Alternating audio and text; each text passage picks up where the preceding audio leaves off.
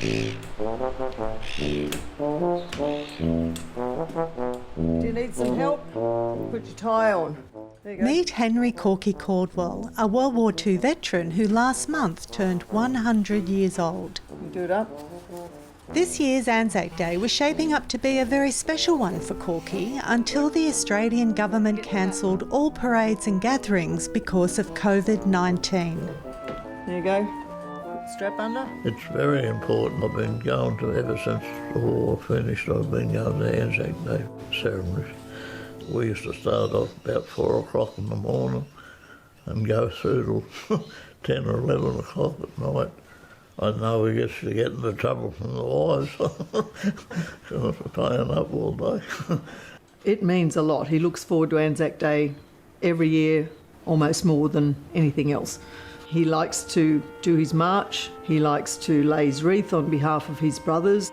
All his granddaughters, grandsons come from Sydney, Newcastle, Brisbane to celebrate with him. So he was fairly gutted when Anzac Day wasn't going to happen this year. Beautiful. Suzanne shared Corky's disappointment in a post on Facebook. Within a day, I had about 500 replies, and within 2 days, I had 2,500 replies. So since then, Dad's received many cards from people all over Australia thanking him for his service, stating how gutted they all are on behalf of Dad and what could they do. One of the people who responded to the Facebook post is Phil Heesh, who owns a World War II Jeep. A mate of mine in Wollongong, via another mate in Darwin, believe it or not, rang me and said that there was a very disappointed old digger in Grafton that wanted to ride in a Jeep because Anzac Day was cancelled. Turns out that it's the same guy, Corky, that I take every year in our parade in Grafton. Phil offered to give Corky his own early socially distanced Anzac parade in the streets of Grafton.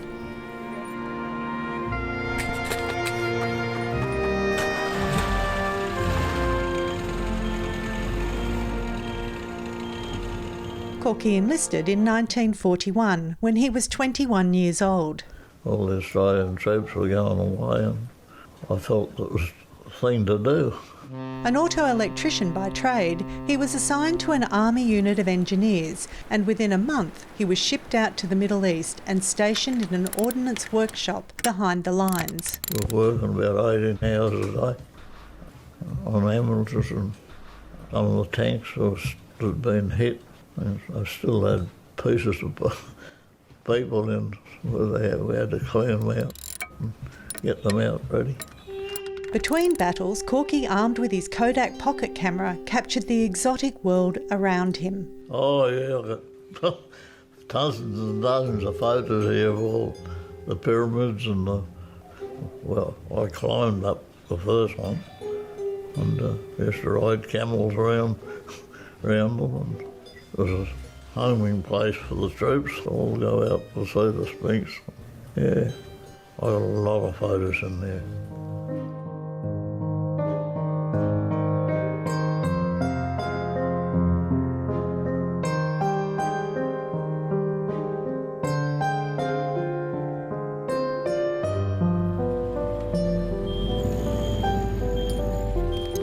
Towards the end of the war, Corky was stationed in Darwin and started writing letters to a high school girlfriend. 2 years after he came home, Corky and Gloria became husband and wife. Yeah, it was the best thing that ever happened to me. The end of the war was not the end of Corky's service to his community. He became a serial volunteer. I was in every organisation around the place. I joined the Fire Brigade in Grafton. I was 35 years in that. Then Palmyra Shire asked me to take over the Bushfire Brigades. I had 15 years or so running the Bushfire Brigade. I was a life member of the Show Society. I coached some of the high school hockey teams that I knew nothing about. In 75 years, Corky has never missed an Anzac Day. And while this private parade is early, he does get his moment at the cenotaph.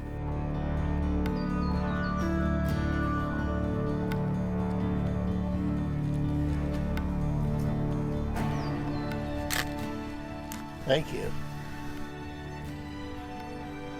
lest we forget.